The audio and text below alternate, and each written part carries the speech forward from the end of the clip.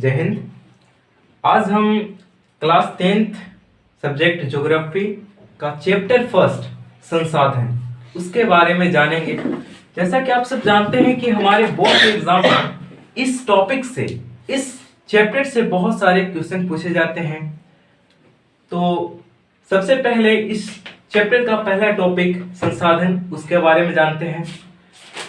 देखिए, वे सभी पदार्थ जो मानवीय आवश्यकताओं की पूर्ति करते हों या उनमें आवश्यकता पूर्ति करने की क्षमता हो, वे संसाधन कहलाते हैं। देखिए, जैसे कि भूमि हो गया, जल, सड़क, खनिज, वनस्पति आदि। आप इस बात को समझ लीजिए कि वे पदार्थ मानवीय आवश्यकताओं को पूर्ति करते हों तभी उन्हें संसाधन क्यों कहा जाता है। इसके लिए एक कोटेशन है जो कि महान भूगर्भ वैज्ञानिक जिमरमैन ने कहा था कि संसाधन हुआ नहीं करते बल्कि बना करते हैं। निश्चित है। अच्छा बाबू, एक बात आप बताइए कि कुछ भी चीज, जैसे ये कलम ही है, एक जगह रखा हुआ है, इसको ना तो हम कुछ जानते हैं ना तो उसको पहचानते हैं कि ना यही कलम है, इसके बारे में ना तो कुछ जानते हैं तो ना कुछ पहचानते हैं, तो इसको हम कैसे संसाधन बोलेंगे। हम इसके बारे में अगर जानेंगे कि नहीं ये एक कलम है, इससे हम क्या करते हैं तो लिखते हैं। जब तक जानेंगे नहीं तब तक ये संसाधन के रूप में बनेगा ही नहीं। जैसे कि भूमि आ गई, ठीक है, जब पृथ्वी की शुरुआत हुई थी तब मानव नहीं था तभी तो भूमि थी, क्योंकि यहां पर इसके उपयोग करने वाला कोई नहीं था। ठीक उसी प्रकार से अगर किसी भी वस्तु को संसाधन बनाना हो तो उससे क्या होना चाहिए कि मानवीय आवश्यकताओं को पूर्ति करने के लिए होना चाहिए।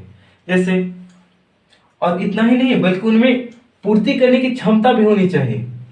ठीक है, हम किसी को संसाधन बोलेंगे, ऐसे ही नहीं बोलेंगे, बल्कि उसमें यह क्षमता होनी चाहिए कि वो हमारी आवश्यकताओं की पूर्ति करता हो। जैसे भूमि, जल क्या है? जल हमारी आवश्यकताओं को पूर्ति करता है, इसको पीने के काम में लाते हैं, सिंचाई करने के काम में लाते हैं, यानी इसके अंदर एक क्षमता है कि ये हमारी आवश्यकताओं को पूर्ति करता है, चाहे किसी भी तरह से।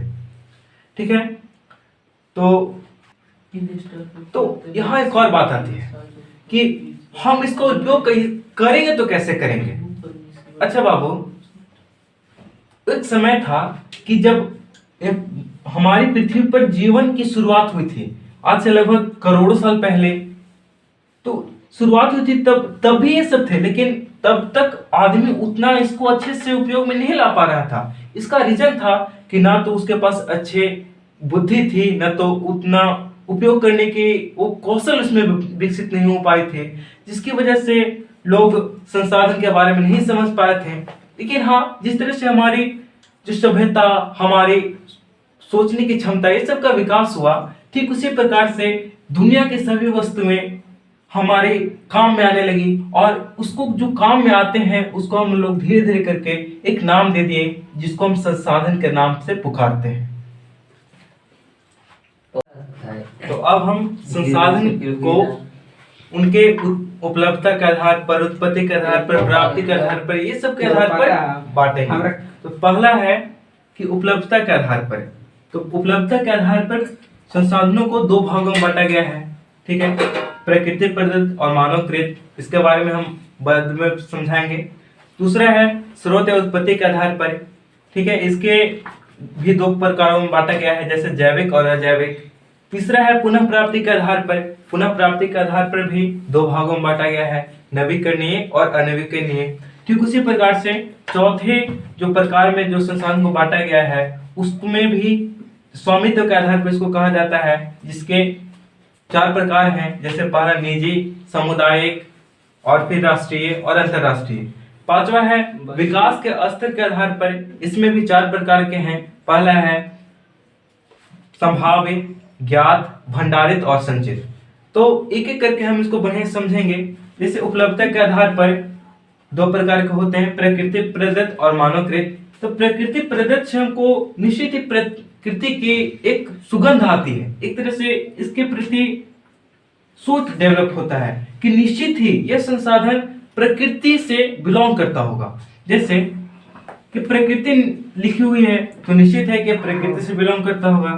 जैसे वनस्पति हो गए, पहाड़ हो गए, हवा, ये सब यानी कि जो हमें प्रकृति ने प्रदान किए हुए हैं वे प्रकृति प्रदत्त हो गए। और वैसे संसाधन जिनका उपयोग जिन्हें मानव ने प्राकृतिक जो जितने भी संसाधन है उनके उपयोग से बनाया हो, उनके हेल्प लेकर बनाया हो, उनको मानव कृत संसाधन कहते हैं। जैसे सड़क हो गया, मकान हो गया, कलम, ये सब मानव ने बनाया, उसको मानव कृत बोल देंगे।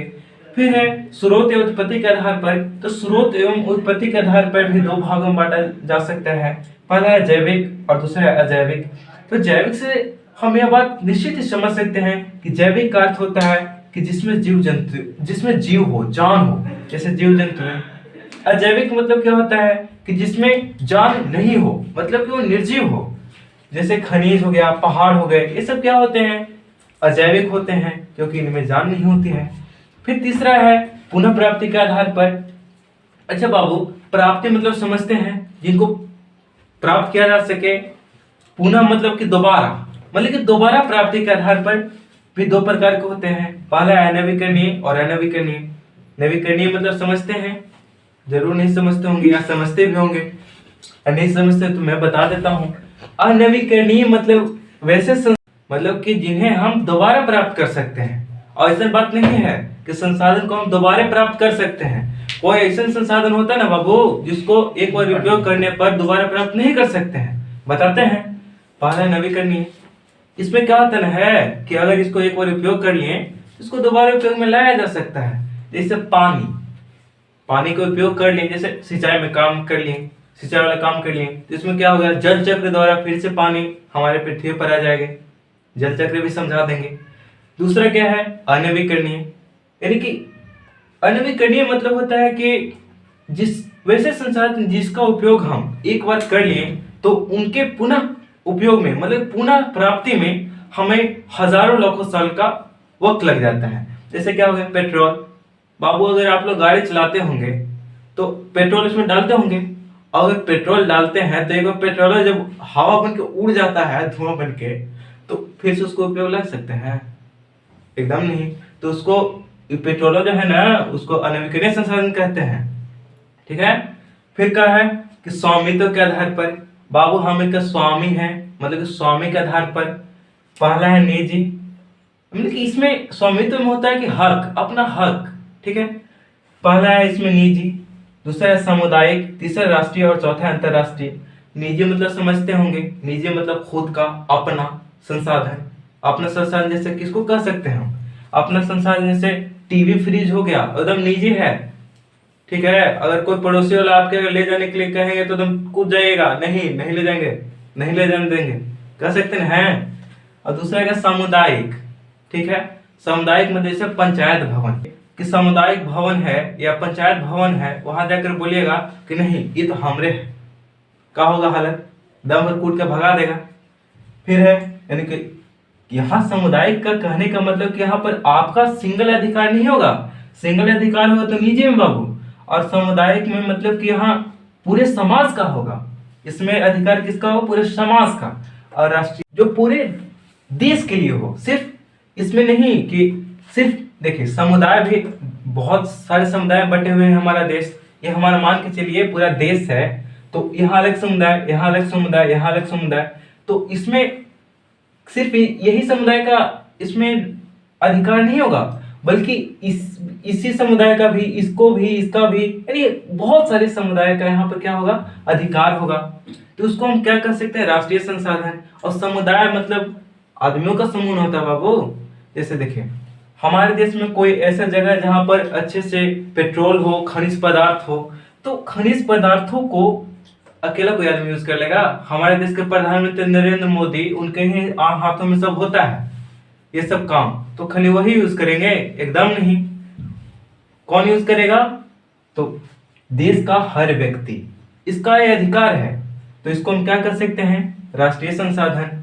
फिर क्या है अंतरराष्ट्रीय संसाधन। तो अंतरराष्ट्रीय संसाधन में होते हैं कि जितने भी विश्व के, हमारे पृथ्वी पर जितने भी राष्ट्र हैं, वैसे संसाधनों का हर कोई उपयोग में ला सकते हैं।